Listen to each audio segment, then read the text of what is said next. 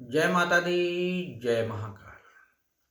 मैं राजगुरु जी महाविद्या आश्रम में आप सभी का स्वागत करता हूँ। आज मैं आप लोगों के लिए एक अद्भुत दुर्लभ साधना प्रयोग लेके उपस्थित हुआ हूँ। सुर सुंदरी यक्षिणी साधना प्रयोग। शास्त्रों में सुर सुंदरी यक्षिणी को सबसे सुंदर यक्षिणी कहा गया है। सुर सुंदर यक्षिणी सभी कार्यों को पूरा करने वाली यक्षिणी है। अष्ट यक्षिणियों में सुर सुंदरी का प्रथम स्थान आता है। जैसे कनकावती यक्षिणी है, मधुमती है, कनका है, तुलसी है, मदना है, प्रिया है। उनमें सुर सुंदरी यक्षिणी बहुत ही अद्भुत यक्षिणी होती है और साधक के समस्त प्रकार के कार्यों को यह संपन्न करने वाली होती है। इस साधना में सिद्ध होने पर या सिद्ध प्राप्त कर लेने पर साधक धन संपत्ति ईश्वर को प्राप्त करता है या उसका स्वामी हो जाता है। इस यक्षिणी साधना में साधक जिस भाव से और जिस रूप में यक्षिणी की आराधना करता है या साधना करता है, वह उसे उसी रूप में आकर स्वप्न के माध्यम से या प्रत्यक्ष आके साधक को दर्शन देती हैं।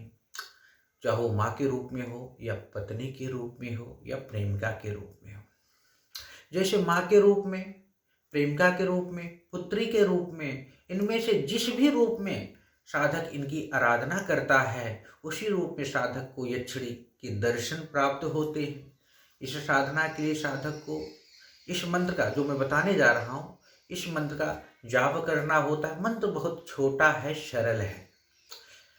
ओम ऐं ह्रीं आगच्छ सुर सुंदरी स्वाहा। मंत्र द्वारा आप लोग सुन लीजिए। ओम ऐं ह्रीं आगच्छ सुर सुंदरी स्वाहा। मंत्र बहुत सरल है, सुगम है और सभी इसकी साधना को कर सकते हैं। साधना के समय रात्रि का होना चाहिए। रात्रि में करीब करीब 9 बजे से पहले इनकी साधना स्टार्ट नहीं करनी चाहिए। 9 से 12 के बीच में पूर्व दिशा की तरफ या उत्तर दिशा की तरफ चौकी रखकर उस पर स्फटिक की माला से स्नान करके गुलाबी वस्त्र या लाल रंग का वस्त्र बिछाकर उस पर यंत्र को स्थापित करना चाहिए। उस पर इत्र या गुलाब छिड़क देना चाहिए। साधक का वस्त्र भी लाल होगा, आसन भी गुलाबी कलर का होगा। उसमें बैठने के बाद साधक चौकी पर जो वस्त्र बिछाया है उसके ऊपर एक दीपक जलाए। दीपक अगर हो सके तो चमेली के तेल का दीपक जलता है तो उत्तम है। साथ ही साथ अगर सुर सुंदरी यक्षिणी का फोटो भी उसे मिल जाता है तो उसको भी स्थापित कर देना चाहिए।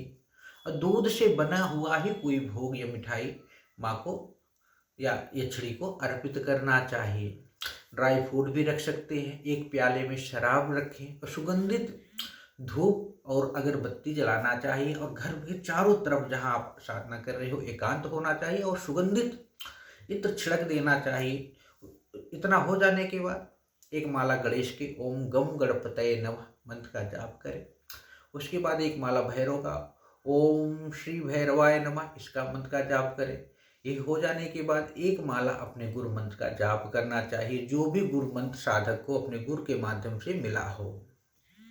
गुरु का मंत्र अगर आपको नहीं मिला है तो एक माला ओम नमः शिवाय मंत्र का भी जाप कर सकते हैं, क्योंकि भगवान भोलेनाथ जगत गुरु है।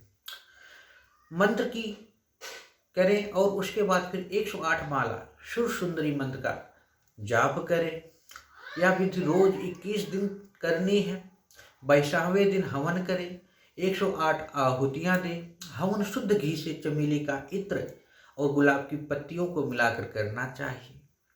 यक्षिणी देवी प्रसन्न होकर स्वप्न के माध्यम से या प्रत्यक्ष होकर साधक को दर्शन देती है और साधक उनसे वचन ले सकता है। उसके बाद साधक की वो समस्त प्रकार की कार्यों को संपन्न करने लगती हैं, पूरा करने लगती हैं। साधक की जो भी भावना या मनोकामना होती है और जिस रूप में साधक उनको